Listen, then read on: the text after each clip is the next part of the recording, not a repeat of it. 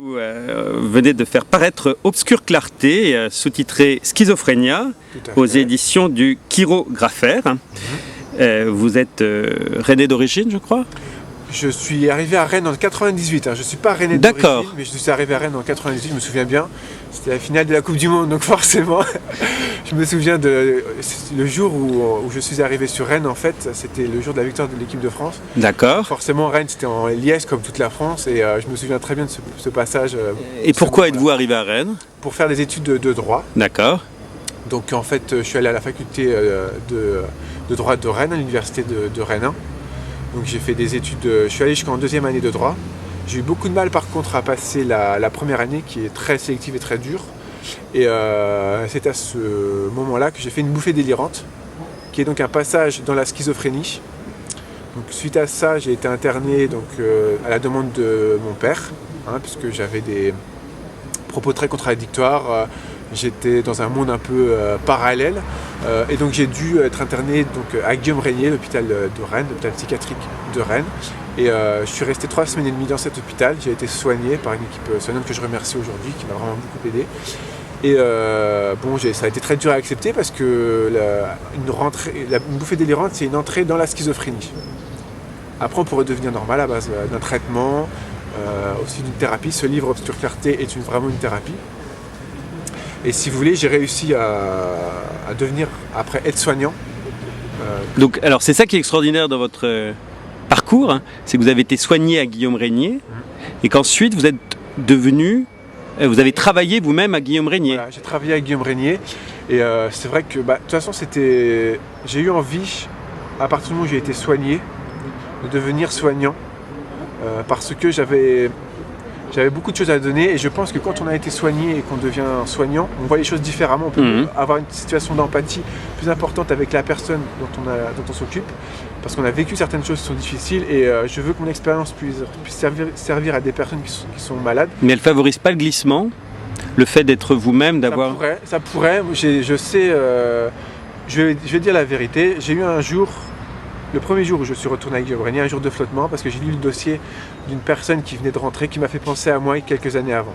Donc j'ai eu un moment de flottement, mais on est humain, on n'est pas non plus, si vous voulez, des robots. Et donc, moi je ne crois pas forcément à cette thèse qui dit que le soignant doit être loin de son patient.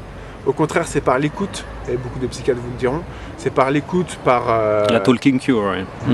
Par la communication, verbale ou non verbale, que l'on peut justement aider les personnes.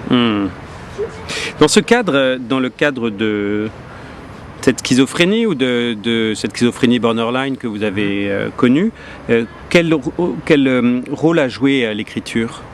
Un rôle prépondérant, un rôle très important. Je dirais que le traitement a joué un rôle important également. J'incite les gens qui souffrent de schizophrénie à essayer de trouver un traitement adapté. Par contre, l'écriture a joué un rôle prépondérant. Pour moi, c'était vraiment une thérapie.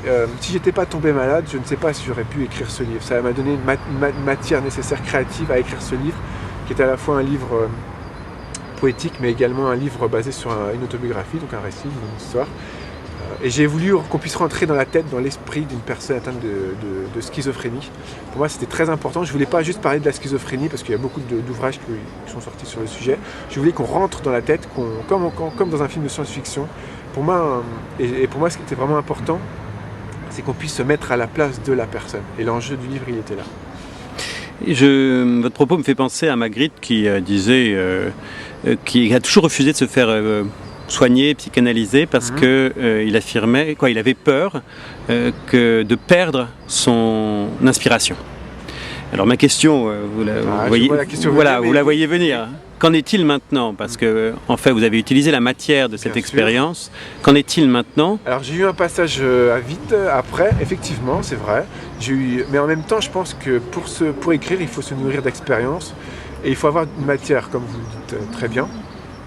Et là, je suis sur un roman. Donc, je suis très content parce que j'ai pénétré à nouveau dans l'écriture. Et pour moi, c'est une forme d'exutoire, l'écriture. C'est quelque chose qui me permet de me créer un monde, qui me permet en fait d'oublier certains soucis, parce que j'ai un métier qui est un métier que j'adore, mais qui par moments peut être difficile. Je m'occupe de personnes en ce moment qui sont atteintes d'Alzheimer, donc je ne suis plus à Guillaume Régnier actuellement. Mais c'est vrai que j'ai vraiment voulu et je pense qu'on peut faire de la schizophrénie ou d'une maladie une force. Et justement, mon but, il est là, c'est d'arriver à faire en sorte qu'on démocratise un peu ce mot, qu'on sorte ce mot du tabou dans lequel il est, et que les gens arrêtent de voir la schizophrénie comme quelque chose de dangereux. Car si on regarde les statistiques pures, il y a plus de personnes, entre guillemets, j'aime pas ce mot-là, mais entre guillemets normales, qui vont tuer des gens que de personnes atteintes de troubles psychiques. Oui, après, schizophrénie, bon, c'est un terme très large, qui englobe énormément de pathologies. Il y a autant de schizophrénie qu'il y a de personnalité. Ouais. Et vous aviez, tout à l'heure, en conversant, vous m'avez dit « Je suis content d'être devenu normal ». Oui, maintenant je peux le dire, alors qu'avant j'ai toujours voulu être différent. C'est raconté dans le livre Obscure Clarté. C'est vrai que j'ai toujours voulu être différent, j'ai toujours voulu me démarquer des autres. Et cette maladie m'a appris à être normal finalement, à aimer être normal et à aimer les plaisirs simples de la vie. Donc la normalité, c'est quoi? C'est l'acception de soi-même et des autres, et d'un aspect conventionnel du monde, mais qui nous permet de vivre tous en commun. Exactement. C'est en fait, je pense qu'on a tous besoin d'avoir une norme, parce que si on est trop différent, il y a un moment où on peut être dans le côté extrême de la différence, et le côté extrême, ça peut tomber, ça peut devenir une maladie finalement. Moi, je sais que ma maladie, je sais très bien pourquoi j'ai eu cette bouffée délirante. J'étais à la faculté de droit de Rennes, j'étais pas satisfait de ma condition sociale de l'époque, parce que je devais avoir 23 ou 24 ans, j'avais redoublé plusieurs fois ma première année, j'avais redoublé également quand j'étais au lycée. Et je suis rentré d'ailleurs à la faculté de Rennes en faisant une capacité en droit sur 2 ans, parce que j'avais pas eu mon bac. J'avais eu des prémices de bouffée délirante un petit peu à l'adolescence déjà, mais à l'époque je connaissais pas le terme, mes parents non plus, et on associait ça à une crise de l'adolescence. Enfin bon, on pensait que j'étais turbulent, enfin mes parents en tout cas pensaient ça, mais on savait pas que c'était une maladie en fait.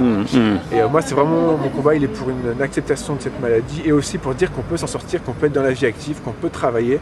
Je suis à temps plein, donc on peut s'en sortir. Après il faut faire un travail sur soi. Je dis pas que c'est facile, je dis pas que c'est évident tous les jours, mais je pense à cette phrase de Nietzsche, ce qui ne te tue pas te rend plus fort. Alors est-ce que j'y crois? Pas forcément, mais si on y croit, on est positiviste, et quand on est positiviste, quand on est positif dans sa vie, forcément on avance plus facilement quand on voit les choses de façon négative. Pour moi, cette maladie, c'est une forme d'expérience, un cheminement qui m'a été apporté, et j'avais deux options. Soit je me disais bah oui, j'étais fataliste, ça m'est arrivé et puis je vais pas m'en sortir, donc je laissais tomber, et puis bah là je sais pas ce que je serais devenu, on va savoir.